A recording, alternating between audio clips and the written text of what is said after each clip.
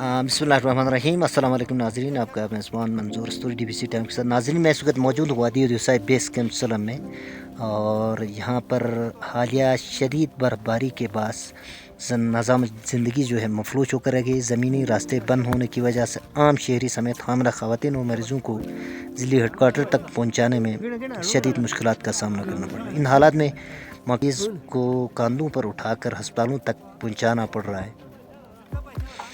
इन challenge के बावजूद मकामी आबादी अपनी मदद आप के तहत मुश्किलात का सामना कर रही है।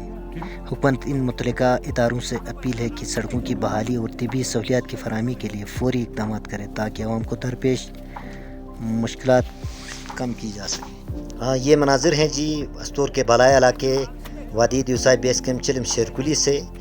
मरीज़ को सांस का इश्यू होने की वजह से गाँवों से फ़र्स्ट एड के लिए आर्मी कैंप की तरफ जवानों की मदद से रोड को बीट करके स्ट्रेचर की मदद से लाया जा रहा है। इन मुश्किलात के बावजूद आवाम अपनी मदद आप रोड को बीट करते हुए मंजिल मकसूद तक पहुंचाई जा रही है।